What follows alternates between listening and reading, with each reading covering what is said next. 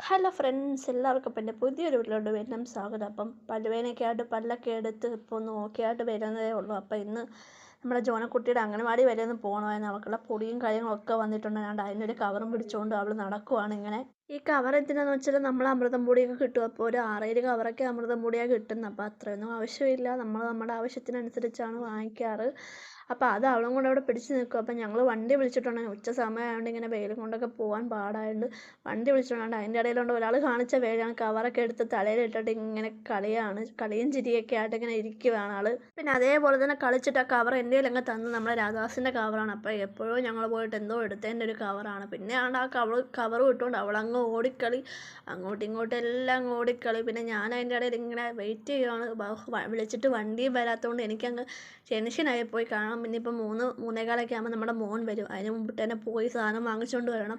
പിന്നെ അങ്ങനെ ഒത്തിരി സമയം ഞാനും കൊച്ചും കൂടി ഇങ്ങനെ വണ്ടിക്ക് വേണ്ടി വെയിറ്റ് ചെയ്തിട്ടുണ്ടായിരുന്നു. ആൾ ഫുഡൊക്കെ കഴിക്കാൻ വേണ്ടി വന്നതാണ്. അപ്പം വീട്ടിൽ നിന്ന് ഫുഡൊക്കെ കഴിച്ചിട്ട് വരാമെന്ന് പറഞ്ഞിട്ട് ഏകദേശം ഒരു അരമണിക്കൂർ വരെ ഞങ്ങൾ വെയിറ്റ് ചെയ്തപ്പോഴത്തേക്ക് എനിക്ക് പിന്നെ അങ്ങ് പേടിയായി. ഞാൻ പിന്നെ വിളിച്ച് നോക്കിയപ്പോൾ എന്താ വരുന്നതെന്നൊക്കെ പറഞ്ഞിട്ട് പിന്നെയും താമസമായിരുന്നു. വരുന്നതിൻ്റെ ഇടയിൽ എന്നെ വേറെ എന്തൊക്കെ ഓട്ടങ്ങളോ കാര്യങ്ങളൊക്കെ ഉണ്ടായിരുന്നെന്ന് തോന്നുന്നു. അങ്ങനെ ഇങ്ങനെ നിന്ന് ഞാനങ്ങ് ടെൻഷൻ അടിച്ച് ഞാൻ പക്ഷേ ഇത് പോക്ക് നടക്കത്തില്ലല്ലോ എന്നെല്ലാം കരുതി ഇങ്ങനെ ഇരിക്കുമായിരുന്നു. അവസാനം ഞാനും അവളും കൂടെ കതവും പൂട്ടി വെളിയിൽ വന്നിരുന്നിട്ടുള്ള കളിയാണിത്. അവൾ എന്നെ ഓടിക്കുമായിട്ട് ഞാനിങ്ങനെ ക്യാമറ ഓൺ ചെയ്ത് വെച്ചപ്പോൾ അവൾ എൻ്റെ കൂടെ കളിക്കാൻ വന്ന് എന്നെ ഇട്ടങ്ങ് ഓടിക്കുവാണ്. ഞാൻ പിടിക്കും എന്ന് പറഞ്ഞിട്ട്. അവളിപ്പോൾ ഒരു ചെറിയൊരു വികൃതി അവർക്കുണ്ട്. വികൃതി അവൾക്കുണ്ട്. എന്താണെന്ന് വെച്ചാൽ നമ്മളെ കയറി വന്ന് കടിയൊക്കെ തരിക എന്നുള്ള വികൃതി. നേരത്തെ അങ്ങനെയൊന്നും ഇല്ലായിരുന്നു, പക്ഷേ ഇപ്പോൾ ഒരു വികൃതിയുണ്ട്.